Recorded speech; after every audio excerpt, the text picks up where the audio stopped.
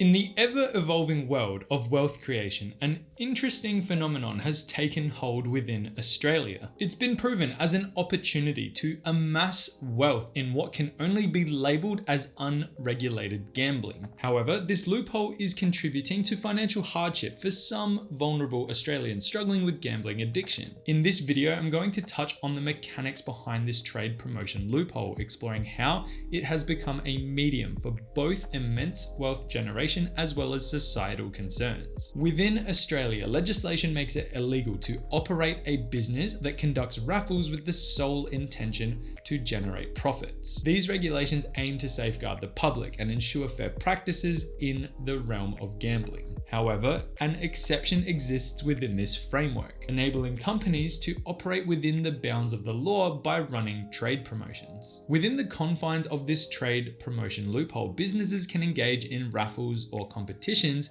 under the guise of promoting their primary products and services. Now, traditionally, trade promotions are designed to draw attention to a company's offerings, with the end result intention being to boost sales. Which is kind of ironic because in today's day and age, lots of companies have veered away from using trade promotions to promote their businesses. This is because businesses were encouraging people to come along and participate within their business by offering them an opportunity to win an extravagant prize. As an example, a business might say, hey, if you spend $100 with us this month, you'll go into the draw to win a certain prize. And the problem with this that has been identified over the years is that the primary objective that the people entering these competitions or trying to meet that spend criteria to enter these competitions in is them being focused on winning the prize versus actually gaining the benefits out of the products and services that they're paying for. Enter Adrian Portelli, the individual who made headlines by shelling out a staggering $39 million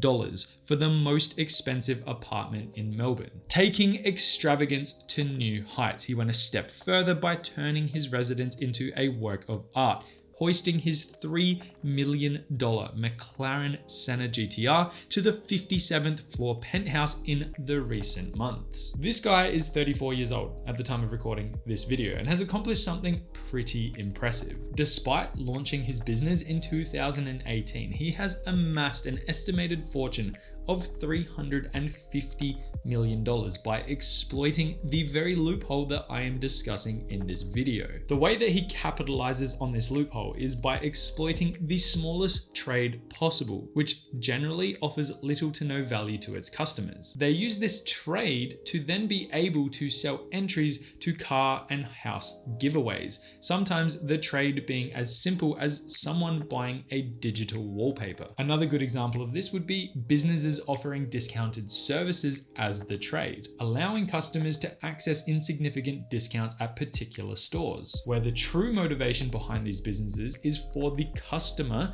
to participate in the draw to try and win these prizes rather than whatever it is that they're trying to sell as a product or service. So how did Adrian most likely do it? Remember that this list will not be exhaustive. I'm not going through the full list. I'm just going to kind of dot point it out, as well as it does not serve as legal or financial advice whatsoever. This is a massive risk. I hate this loophole. I hate everything about it, but it's very interesting. So I'm going to take you through it right now. From my understanding, the very first step would have been for him to register a PTY Ltd company. Establishing a proprietary limited company provides liability protection, which is very important, albeit that it probably would have cost him somewhere in the realm of $100 to a few $1,000s, depending on the setup. He then would have obtained a trade promotion permit, which in some states within Australia, formal application is required, one being in particular New South Wales. In some states like South Australia, which is where I personally live, these trade permits have been heavily restricted from being issued out, which you'll see in a lot of these trade promotion scams or competitions. I'm going to call them scams, they're scams, that's what they are.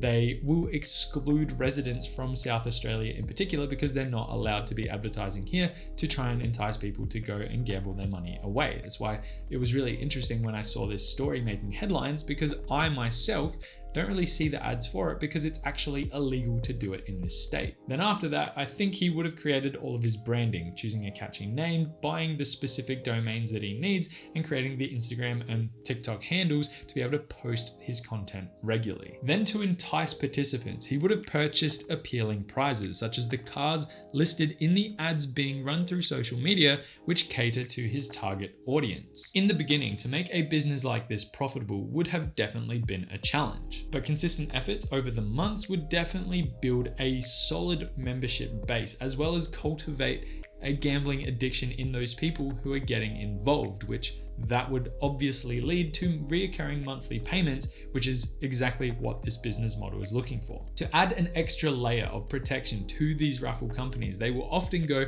to charities and say, we will give some of the proceeds away to ensure that we're doing our part in the community, which is completely frustrating because it's a great thing that they're doing, but it's so wrong as to the motivation behind it. It's such a clever tactic because any criticism put on them links very quickly to the charity that they're donating to, and then it makes it very easy to defend them. It keeps them in a positive light, it sheds a positive image on what they're doing, and it's something that, in my opinion, is very sleazy and slimy, even though a bit of good comes out of it. Anyway, once our entrepreneur was established and these trade promotions were running semi-regularly, I guarantee as well that he was partnering with other brands and companies as well to offer specific discounts to entice even more people in, making this whole scenario something that over time becomes very easy for him to make sales, very easy for him to run his raffle program and make mass profits from it,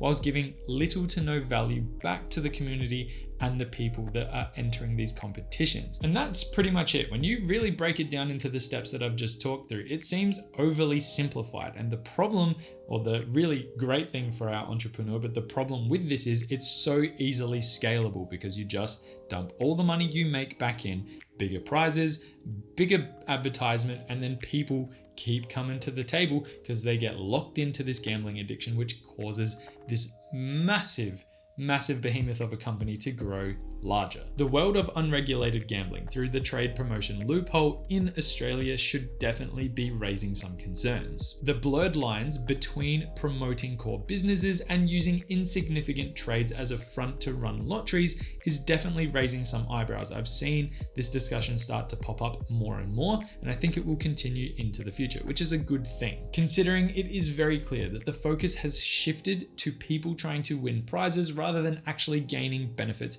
from the trades being offered. Vulnerable individuals, particularly young men, this is what it's focused on, really truly are susceptible to developing serious gambling addictions. And within Australia, there is a gambling pandemic, gambling crisis. You can label it whatever you want.